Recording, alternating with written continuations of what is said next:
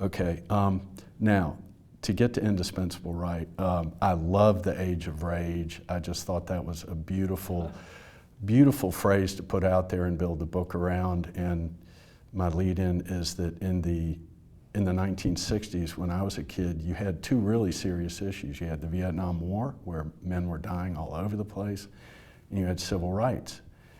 And so there was a reason to be angry, and now we're kind of, well, let's see, we're angry about pronouns. I don't know, it just seems like that rage has been pushed down to such atomized things that we get mad about everything. So in the last decade, as far as free speech goes, how did the age of rage develop in this country? Well, you know, it's interesting that the subtitle of the book is Free Speech in an Age of Rage, and not the Age of Rage because this isn't our first. And in some ways, we're not quite as good as our advertising.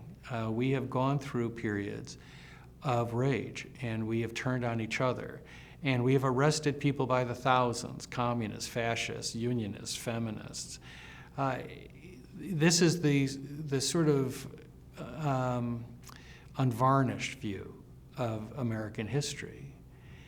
And we have to understand that history of why we do it. In 1800, Madison wrote a wonderful piece on free speech that referred at one point to a monster, which he was referring to as sedition prosecutions, speech prosecutions.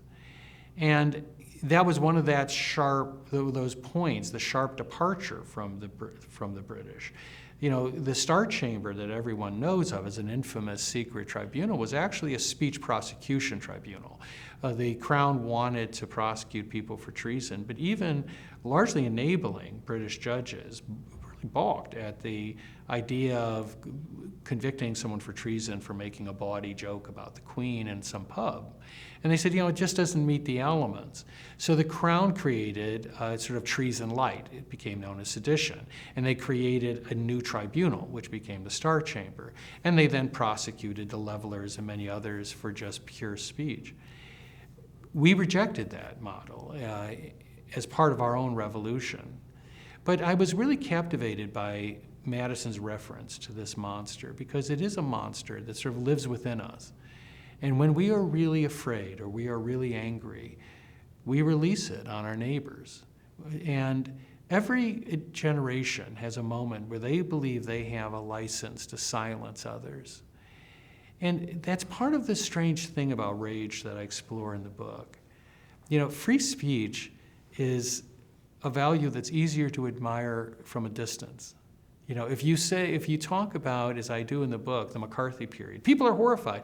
How could you have ever allowed censorship, blacklisting to go? And then you ask, well, how about the censorship and blacklisting today? And you went, oh, no, this is different. We have to deal with disinformation. Well, every generation often uses the same terms, but there's nothing different in it. And that's the thing about rage. Rage, if you agree with it, it's righteous.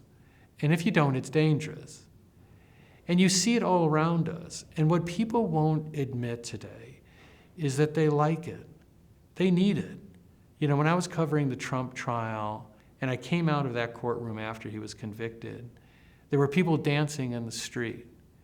It was this outpouring of rage, this release, but you also saw how addictive it is, how contagious it is. We've had that throughout our history. And the question then is, what's the greater danger? The danger is not rage rhetoric, as I call it. It's when rage rhetoric becomes state rage. It's when the government uses the rage of others as a license to silence others. And every government will yield to that temptation. And so this book looks at the personalities and the periods that have shaped our views of free speech. And they are really the true heroes. Our heroes are not John Adams, who became the greatest hypocrite ever to occupy that office. I mean, he became everything that he fought against in the revolution. The heroes are all the people that we hunted down. They're the communists and the feminists and the fascists and the unionists. They have very little in common except one thing: they just won't shut up. And it took a lot of bravery And it sort of goes back to George Bernard Shaw when he said, you know, unreasonable people expect the world to conform to them. And he says that's why all history is made by unreasonable people. This is a story about gloriously unreasonable people who got it right, and they were despised in their own time.